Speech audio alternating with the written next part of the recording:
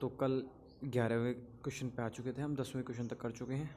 2016 का मेंस का पेपर है ये, CGL का, ठीक है। तो 11वां क्वेश्चन सॉल्व करते हैं। इसमें दिया हुआ है, कोई व्यक्ति किसी काम को 30 घंटे में कर सकता है। यदि वह अपने पुत्र के साथ मिलकर वही काम करे तो काम 20 घंटे में पूरा हो जाता है। यदि पुत्र अकेला काम करे तो वह काम कितने समय में पूरा होगा। तो करने का बेस्ट तरीका ये हो सकता है कि आप मान लो कि जो व्यक्ति है वो ए है और वो काम कर रहा है कितने में, 30 दिनों में, ठीक है, 30 घंटे में। और A प्लस बी जो है, यानी कि बी जो है, इसमें क्या मान लेते हैं, उसका बच्चा जो है, जो भी है, पुत्र जो है। अब जब ये दोनों मिलके जब काम करेंगे तो टाइम कितना लग रहा है, 20 घंटे, ठीक है। आपने क्या किया, इसका ले लिया LCM, काम हो गया 60। ए की क्षमता हो गई 2 और A प्लस बी की क्षमता हो गई 3। अगर A प्लस बी की क्षमता 3 है तो इसमें A की क्षमता तो ऑलरेडी 2 है, तो B की कितनी हुई, आपको हो गई 1, ठीक है ना। 1 + 2 = 3 होगा ना।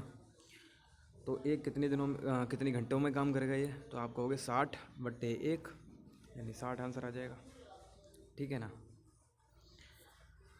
60 आ गया।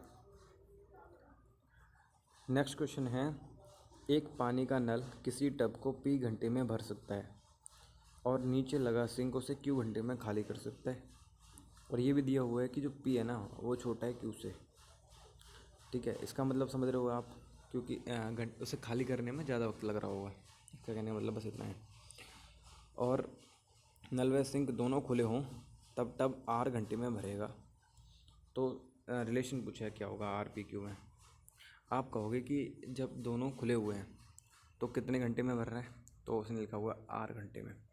तो आप कहोगे कि अगर टंकी की क्षमता 1 मान ली जाए, ठीक है, टंकी की टोटल जो जितना उसमें आता है पानी वो 1 मान लें हम, तो आप कहोगे कि वो 1 घंटे में कितना पानी भर रहा होगा लास्ट में, 1/R, ठीक है। और ये कितने के बराबर होगा, 1 घंटे में भरने वाला पानी यानी ये, और 1 घंटे में खाली होने वाला पानी। कोई दिक्कत, आंसर हो गया, ठीक है। अगला वाला क्वेश्चन दे रखा है इसमें, जॉन किसी काम के 1/2 भाग को 3 घंटे में करता है। शेष काम का 1/4 भाग 1 घंटे में जॉय कर रहा है। तो जॉर्ज शेष काम 5 घंटे में समाप्त कर देता है। तो तीनों मिलकर कितनी देर में करेंगे, ठीक है जी। हम क्या करते हैं, मान लेते हैं कि जॉन जो 1/2 काम अगर 3 घंटे में करता है, जॉन को क्या मान लें, जी लिख लेते हैं बस, ठीक है। 1/2 काम यानी आधा काम 3 घंटे में करता है, तो पूरा काम आप कहोगे जी 6 घंटे में करेगा।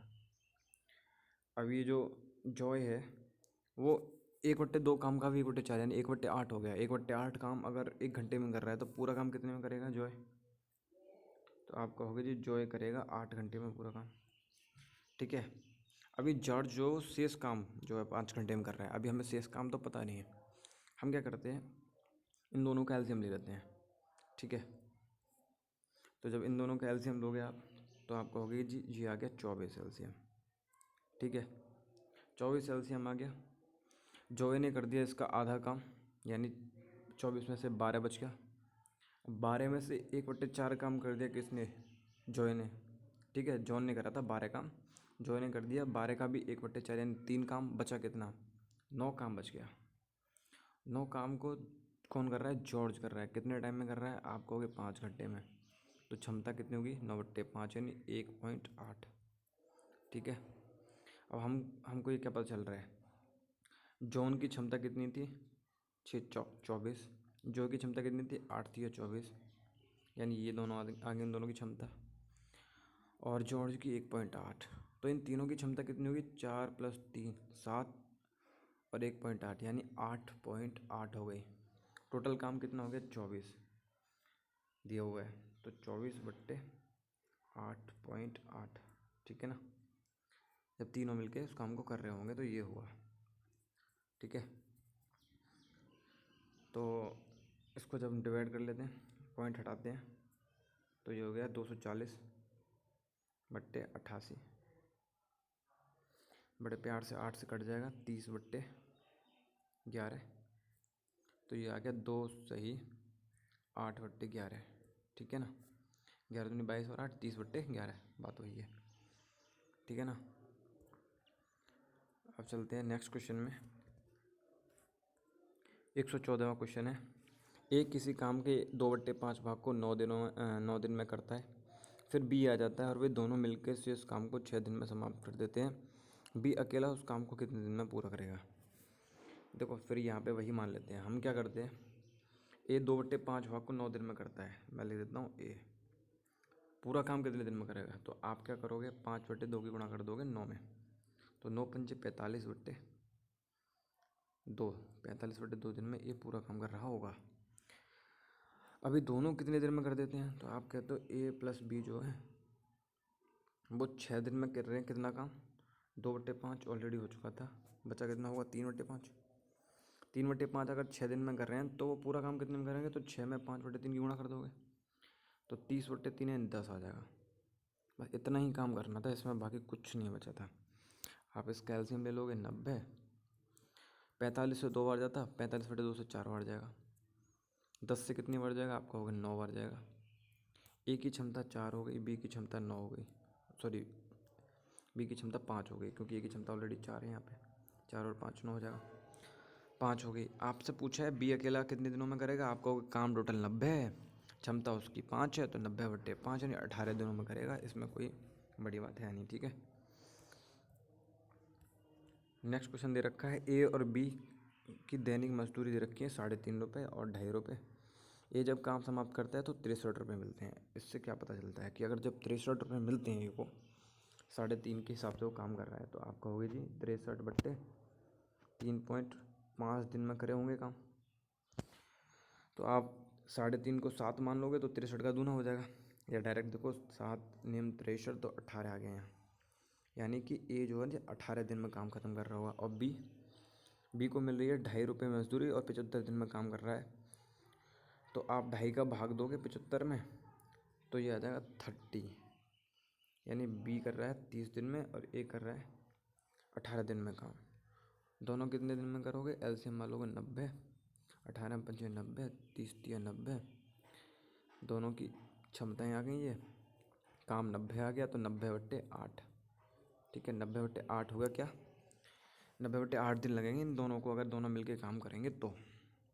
अभी काम हमें पूछा गया कि कितने पैसे खर्च करने पड़ेंगे, ठीक है, कितने रुपए उनकी मजदूर होगी। आप कहोगे कि जब दोनों काम एक साथ कर रहे हैं तो दोनों की मजदूरी कितनी मिलनी होगी, 3.5 + 2.5 पर डे, यानी 6 रुपये पर डे ले रहे होंगे वो।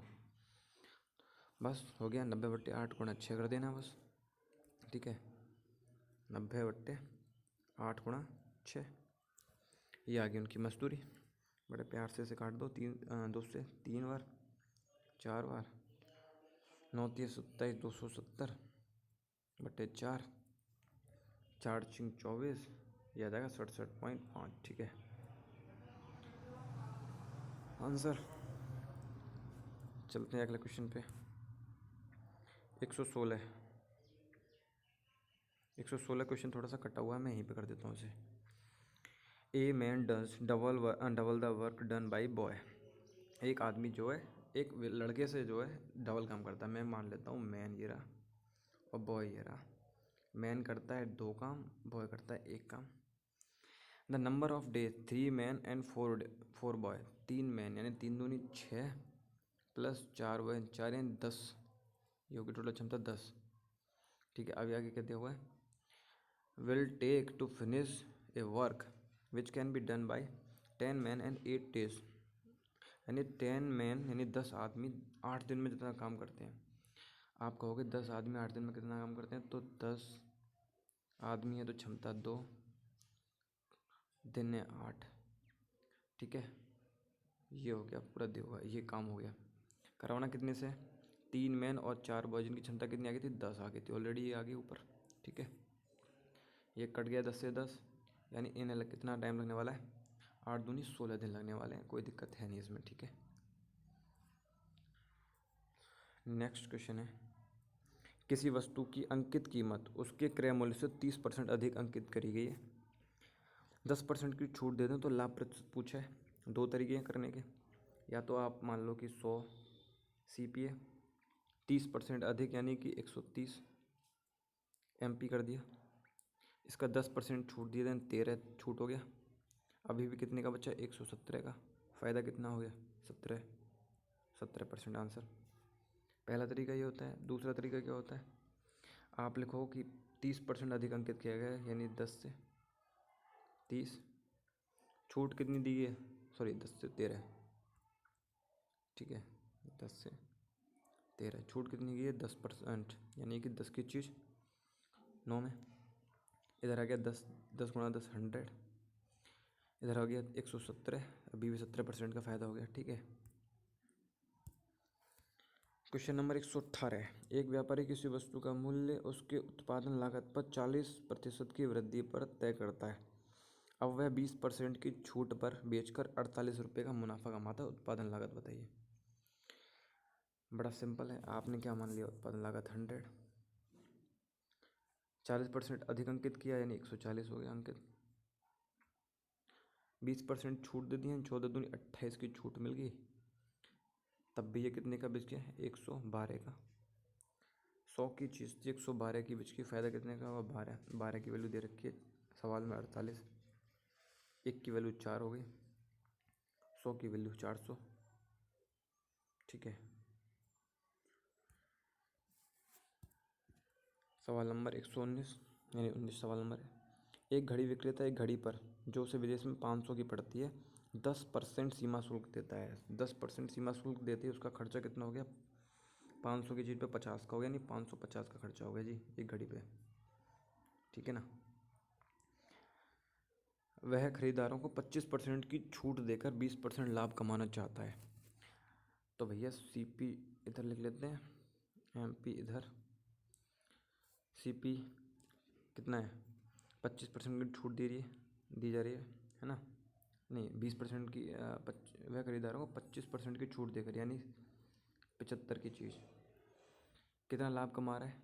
तो लिखा हुआ है 20% लाभ कमा रहा है, यानी MP जो हो गया भैया, मार्क प्राइस जो हो गया 120। तो बताइए उसकी अंकित कीमत क्या होगी? इसको क्या करते हैं, ये जो 550 है ना, ये क्या आया? यह आया कॉस्ट प्राइस आया, लेकिन कॉस्ट प्राइस की वैल्यू यहाँ क्या है? अरे ये 75। MP कितना आ रहा है? 120। आपसे MP पूछा गया है, CP की वैल्यू 75 की वैल्यू दे रखी है। एक काम करते हैं, इसे 15 से काटते हैं। 15 पंजे 75, 15 8 120, 5 की वैल्यू 550, 8 की वैल्यू 880। कोई दिक्कत नहीं है, ठीक है। 120 क्वेश्चन। कोई दुकानदार अपनी विज्ञापित कीमत पर 20% की छूट देता है ताकि उसके परिव्यय पर उसे 25% का लाभ हो। वह विज्ञापित कीमत पूछी गई है जिस पर उसे 6,000 रुपये का लाभ हो। आपने क्या किया? दे रखी है छूट कितनी है? 20%। इधर लिखो CP, इधर MP। छूट दे रखी है 20%, यानी 100 में से 20 घटाया, यानी 80 हो गया CP। लाभ कितना देखा? 25% का लाभ है, ठीक है। तो MP हो गया 100 में 25 जोड़ दो, 125 MP हो गया। अब वो कह रहा है कि 60,000 का, 6,000 रुपये का लाभ होना चाहिए। आप कहोगे जी 25% लाभ, तो 80 का 25% CP पे तो लाभ होगा। तो 80 का 25% 20 की वैल्यू दे रखी कितनी? 6,000 रुपये। पूछी कितनी है? 125 की वैल्यू पूछी है, बड़े प्यार से निकाल लोगे। 0 से 0 कट गया, 1 की वैल्यू 300 आ गई। 125 की वैल्यू 125 गुणा 300 कर दोगे यहाँ पे। 125 गुणा 3, 375 हो गए। 2 जीरो पीछे छाप देनी है, तो 37,500 आंसर आ गया इसका, ठीक है। इससे नेक्स्ट क्वेश्चन जो आएंगे अब वो नेक्स्ट वीडियो में आएंगे। तब तक के लिए बाय।